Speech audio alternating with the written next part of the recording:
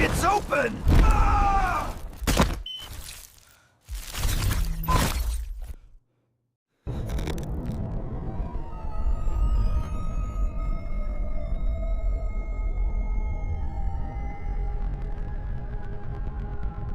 It was just past 2 a.m., and I was somewhere between Amarillo and Albuquerque. I'd been driving cross-country for 2 days, and the solitude of Highway 40 was thick enough to chew. The air conditioning was humming, and I was surviving purely on cold coffee and the terrible 90s hip-hop playlist I'd made specifically for moments of exhaustion. I remember thinking how absolutely normal everything felt. The kind of boring normalcy that feels like armor against the weirdness of the world. My destination, Flagstaff, was still hours away, but I felt focused. Then, the radio station, which had been a reliable country channel for the last 50 miles, suddenly went completely silent. Not static, just nothing. I flicked through the presets, expecting static, but every channel was dead. It was like the airwaves themselves had been turned off. I assumed it was just a deep dead zone, though I'd never encountered one this extensive. It was unsettling, but I convinced myself it was just technology being moody. It was maybe 5 minutes later when I first noticed the color change in the night sky. Up until then, it had been a perfect, inky black, scattered with the clearest stars I'd ever seen. But now, far off to the west, where the horizon met the scrubland, there was a faint, throbbing green hue. I tried to rationalize it. Military testing? Some kind of weird atmospheric phenomenon? But the color wasn't right. It was too pure, too synthetic, like light shining through high-quality emerald glass. And it wasn't moving across the sky, it was stationary, pulsating slowly. Then, the green light shifted. It condensed from a glow covering the horizon into 3 distinct, impossibly bright points arranged in a perfect triangle. They weren't high in the atmosphere, they felt closer than airplane altitude, maybe only a few hundred feet above the land. And they were coming toward the highway. My pragmatism was starting to crack. This wasn't a drone, and it wasn't a helicopter. There was no sound, no engine noise, nothing disturbing the oppressive silence that had swallowed the radio waves. I slowed down, my foot hovering over the brake pedal. Every instinct told me to stop and watch, even as the sensible part of my brain screamed to floor it. The lights stopped moving when they reached the edge of the road, hovering silently perhaps 50 yards ahead in the field. They felt massive, much bigger than I'd estimated. I stopped the car completely, my engine idling, throwing my parking brake on. I couldn't move, couldn't breathe. My skin was tingling, not from cold, but from an energy I couldn't name. That's when the car died. Not sputtered, just instant, total electrical failure. The dashboard went black, the headlights vanished, and the AC cut out. The only light left came from the hovering object outside. I tried the ignition, but the key just turned silently. There was nothing left but the vast, terrifying silence. I grabbed my phone. Of course, no service. But worse, the battery indicator showed it was dead, despite having 80% charge just minutes ago. The sense of technological helplessness was immediate and crippling. I felt completely isolated, trapped in a metallic coffin on a road that now felt less like civilization and more like the edge of the world. I remember sliding down in my seat, trying to make myself smaller, trying to blend into the darkness. I was waiting, not for the lights to move, but for them to do something. The whole scene felt staged, like I was the only audience member for an unnerving performance unfolding in the desert. That's when I saw the shadow. It wasn't a human shape, it was tall, impossibly thin, moving out from beneath the light. It didn't walk, it seemed to simply materialize, gliding over the uneven ground toward the road. It caught the faint green light on its surface, and I saw that the skin was slick, obsidian black, and totally reflective. It paused at the edge of the asphalt, maybe 20 feet from my car door. It was 7 feet tall, maybe more. I was overwhelmed by the sheer wrongness of its proportion. It stood there, static, completely silent, and oriented toward the car. I forced my gaze upward, trying to see its face, trying to find an eye, anything to ground the terror in a familiar concept. But there was only the smooth, dark dome of its head. It didn't look at me, but I felt intensely observed, assessed, the way a scientist observes an insect in a jar. It held that silent position for what felt like an hour, though it was probably only a minute. Then, its hand, a set of 3 long, razor-thin digits, very slowly lifted, pointing not at me, but toward the area behind the back seat of the car. It was a gesture of profound curiosity, maybe even instruction. My mind screamed at the impossibility of the scene. The gesture didn't feel malicious, but surgical, clinical. It was demanding attention, demanding that I acknowledge whatever was happening back there. I didn't dare turn my head. The moment my focus broke contact with this thing, I felt like the protection of the glass separating us would shatter. I closed my eyes. It wasn't surrender, it was a desperate attempt to reset reality. I counted to 10 slowly, focusing on my breathing. When I opened them, the lights were gone. The creature was gone. The only darkness was the natural darkness of the desert night. I tried the ignition. The engine roared to life instantly, the dashboard blazing with light. The clock, however, read 4:35 a.m. 2 hours and 28 minutes had simply vanished, yet I hadn't moved an inch. I frantically checked the rear-view mirror, but the road behind me was perfectly deserted. I drove the remaining distance to Flagstaff on pure adrenaline, convinced that I had suffered some form of stress-induced psychosis.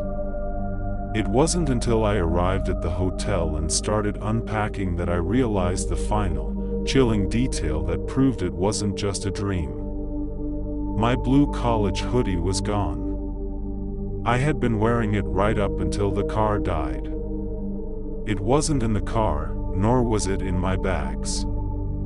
I only wore hoodies when I drove at night. The entity hadn't just observed me, whatever it did, it took a piece of evidence. And I've checked my car repeatedly since then.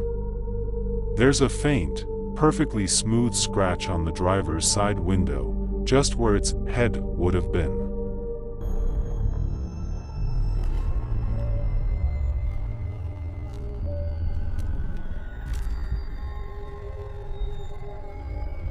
It was August of 2024, deep in the suburbs of Phoenix.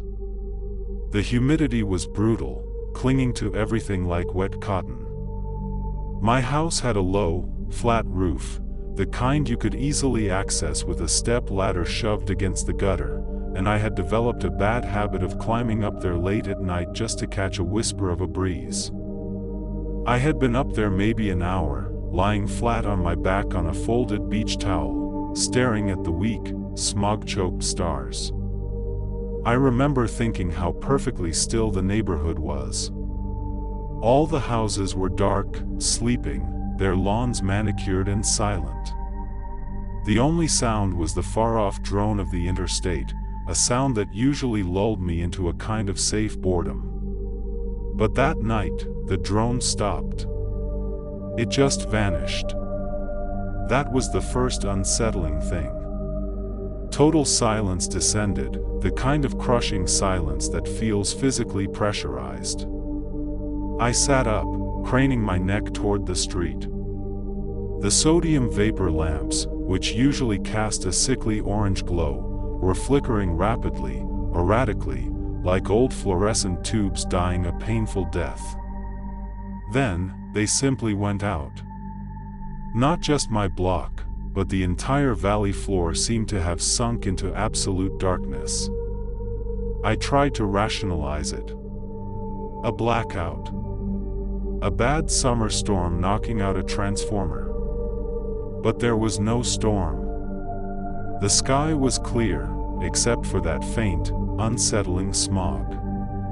It was then I noticed the cold. It hit me like a physical wave, an unnatural chill that smelled faintly metallic, like ozone or old pennies. Goosebumps erupted across my skin, despite the stifling summer air just moments before. I instinctively reached for my phone, but the screen remained stubbornly black. No service, no battery icon, nothing. I looked up, scanning the open sky above my neighbor's house, and that was when I saw it. It wasn't a conventional UFO. It wasn't a silver disc or a flashing cylinder. It was just a hole in the night. It was absolute blackness, shaped like a perfect, inverted cone, hanging directly over my street. It didn't reflect the ambient light, it absorbed it, a patch of negative space that made the stars around it look unnaturally bright and curved. I tried to scream, but the air felt too thick. My chest tightened, frozen by a terror so pure it stopped my heart for a moment. I watched, paralyzed, as a beam of light, perfectly white and silent, dropped from the center of the darkness. It didn't illuminate anything, it seemed to focus inward, gathering the air around it. Then, the gravity shifted. It wasn't a sudden fall, but a sickening lurch, a feeling like all my internal organs were sliding toward my spine. I was thrown onto my stomach, scrambling uselessly on the hot tar of the roof.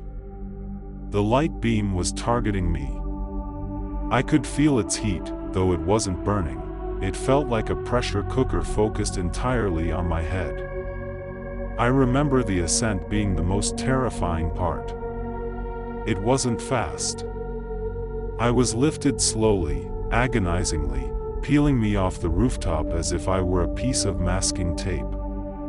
Below me, the suburban landscape shrank, quiet and dark, until all I could see were the vague silhouettes of houses and trees. The next moments were a blur of sensory overload, a confusing, terrifying kaleidoscope of soundless voices and cold, disproportionate shapes.